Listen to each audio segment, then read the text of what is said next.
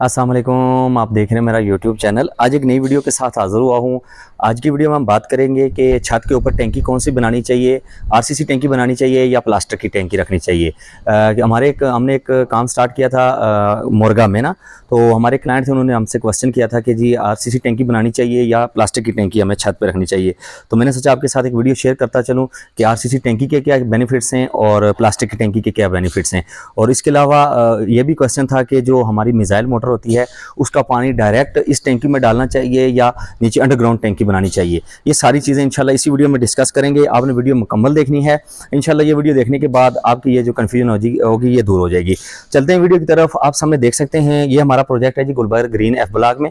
इसमें हमने जो है वो ऊपर ओवरहेड वाटर टैंक बनाया है, ये आप सामने देख सकते हैं। इसी वीडियो में हम बात करेंगे कि इस टैंकी की कॉस्ट कितनी आएगी अगर आप आरसीसी टैंकी बनाते हैं और अगर आप प्लास्टिक वाली टैंकी लेते हैं तो उसकी कॉस्ट कितनी आएगी।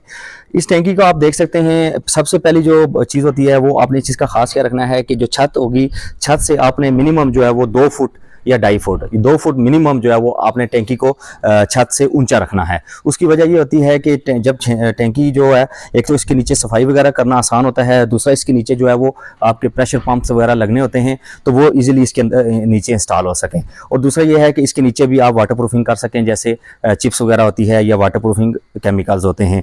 अगर आप इसको बिल्कुल छत के साथ लगा देंगे तो इसके नीचे आपको वाटर प्रूफिंग करना मुश्किल हो जाती है और प्रेशर का भी इशू बनता है। अच्छा जी, दूसरी चीज़ ये है कि आपको टैंकी कौन सी बनानी चाहिए। तो यहाँ हमने आरसीसी की टैंकी बनाई है, यानी कि कंक्रीट की टैंकी।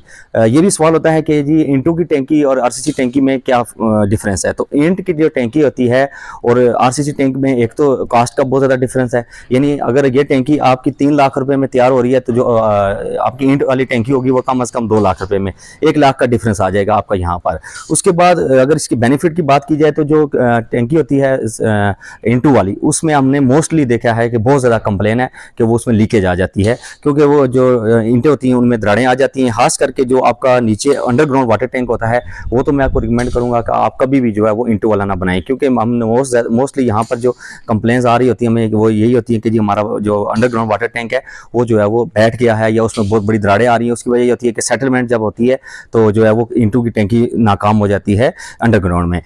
टॉप वाली टैंकी जो है वो भी हम आरसीसी की बना रहे हैं, ये आप देख सकते हैं। यहाँ हमने 1.5 इंच के पाइप निकाले हुए हैं, ये आपको जीआई के। इसके ऊपर जो है हमने टेप लगा दी थी ताकि इसकी जो चूड़ियाँ होती हैं खराब ना हो, सेफ्टी पर्पज़ के लिए। बाद में हम इंशाल्लाह इनको सफाई करके इसकी चूड़ियाँ साफ करके तो इसके ऊपर हम वाल लगाएंगे, ठीक है। उसके बाद इनकी लाइनें कनेक्ट करेंगे। लाइनें भी ऑलरेडी हमारी यहाँ पर आ चुकी हैं, ये आप देख सकते हैं।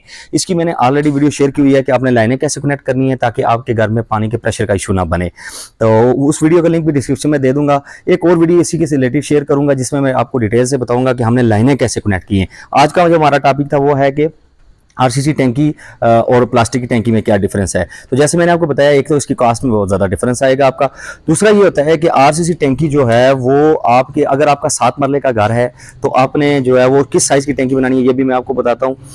जो आरसीसी टैंकी होती है इसमें आपका प्रेशर का, पानी का इतना इशू नहीं बनता, लेकिन जो आपकी प्लास्टिक वाली टैंकी होती है उसमें जो है वो प्रेशर का आपका लाजमी इशू बनेगा, क्योंकि अगर आपके 6 से 7 बाथरूम जो होते हैं नॉर्मल जो एक घर में, तो उसमें जो है वो जो प्लास्टिक की टैंकी होती है वो नॉर्मली 2000 या 2500 गैलन लीटर्स वाली होती है, तो वो पूरा नहीं कर पाती ना प्रेशर, तो जिसकी वजह से आपके घर में प्रेशर का इशू बनता है। फिर आपको प्रेशर पंप भी लगाने पड़ते हैं और साथ ही जो है वो बार बार उस टैंकी को भरना पड़ता है।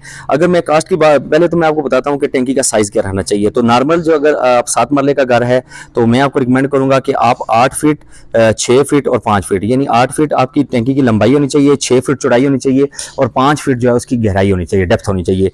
ये लाजमी आप इसको टैंकी को नोट कर लें, इसके मेजरमेंट्स 8 फीट लंबाई, 6 फीट चौड़ाई और 5 फीट गहराई। और उसके बाद जो गैलन्स, कितने गैलन बनेगी, मिनिमम जो है वो 1500 गैलन की ये टैंकी बनेगी। इतना जो है वो इनाफ होता है 7 मरले के घर में। उसके बाद इसके अगर स्टील की बात की जाए तो 4 सूत्र यानी आधी इंची का जो स्टील होगा वो 300 kg लगेगा और जो 3 सूत्र का स्टील होगा वो तकरीबन 100 kg लगेगा। तो टोटल जो अगर कास्ट आएगी मैं आपको बताऊँ तो तकरीबन 3,50,000 रुपया सारी इसकी शटरिंग की मजदूरी, लेबर कास्ट डाल के, तो 3,50,000 में मिनिमम जो है वो आपकी ये टैंकी तैयार हो जाएगी। इसकी निस्बत अगर आप प्लास्टिक वाली टैंकी लेंगे तो वो आपको काफ़ी ज़्यादा कास्ट में डिफरेंस आएगा, बहुत ज़्यादा सस्ती पड़ जाएगी। लेकिन जैसे मैंने आपको बताया है कि एक तो उसका लाइफ टाइम कम होता है, गर्मियों में जब ज़्यादा धूप पड़ती है तो वो जो है वो उसकी क्वालिटी के ऊपर होता है कि कितना टाइम, ज़्यादा से ज़्यादा जो है वो 8 से 10 साल निकालती है, लेकिन ये आपकी टैंकी लाइफ टाइम होती है। कुछ लोग ये भी क्वेश्चन करते थे कि जी ये लीक हो जाती है, तो लीक बिल्कुल नहीं होती। अगर आप इसको प्रॉपर तरीके से कास्ट करेंगे, इसके अंदर स्टील प्रॉपर डालेंगे, इसकी दीवार जो है वो 9 इंच से कम नहीं होनी चाहिए। 9 इंच आरसीसी आप दीवार बनाएंगे और इसके जो अंदर चिप्स करके प्रॉपर तरीके से उसके अंदर चैम्फर यानी गोला जिसे कहा जाता है वो आप लाजमी बनवाएंगे। ऑलरेडी वीडियोस में शेयर कर चुका हूं इसकी वाटरप्रूफिंग की, वो भी शेयर कर दूंगा, लिंक आप देख सकते हैं। तो ये टैंकी कभी भी लीक नहीं करेगी। 2 फुट इसकी जो है वो हाइट होनी चाहिए। और उसके बाद जो है अगर मैं यहाँ पर आपको दिखाऊं तो टैंकी आनी है ताकि आपकी जो जगह होती है वो भी यूटिलाइज हो, जगह ज़ाया ना हो। जैसे आप देख सकते हैं हमने यहाँ पर थोड़ी सी जगह रखी है, यहाँ पर हमारी जो है यहाँ बारबेक्यू का सेटअप बनेगा और यहाँ पर हम जो है वो अपना एक सेटअप जो होता है जिसे बेसन वगैरह कहा जाता है धोने के लिए बर्तन वगैरह, वो यहाँ पर हम बनाएंगे इंशाल्लाह। जब वो भी बनाऊंगा तो आपके साथ डिटेल से वीडियो शेयर करूंगा।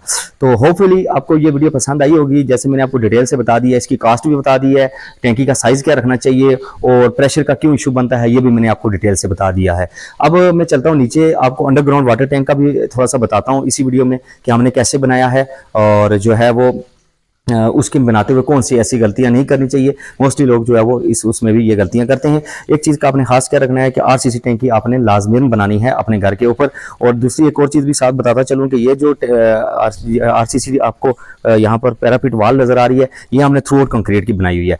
ये भी मोस्टली लोग जो है वो कंक्रीट इसकी ईंटों की बना देते हैं, तो कुछ टाइम के बाद जो है वो इसके बॉटम में क्रैक्स आ जाते हैं। तो हमें कहा जाता है जी सेम आ रही है, क्रैक्स आ रहे हैं। अगर मैं हमारा मकसद किसी के काम में वो कोई नुक्स निकालना नहीं होता। हमारे साथ 2 घर बन रहे हैं, ये आप सामने देख सकते हैं। बैक साइड पे इसकी भी जो पैरापीट की वाल्स हैं वो ईंटों की लगाई जा रही हैं, आप सामने देख सकते हैं। तो ये कुछ टाइम के जो बाद जो है ना वो बॉटम में जो है इनके क्रैक्स आ जाते हैं और सिपेज होती है, तो जो है वो आपके घर में सेम आती है। तो आप जो है वो ये जो पैरापीट वाल्स होती हैं ये लाजमी जो है वो कंक्रीट की तैयार करवाएं अपने घर में। तो thank you so much video देखने के लिए।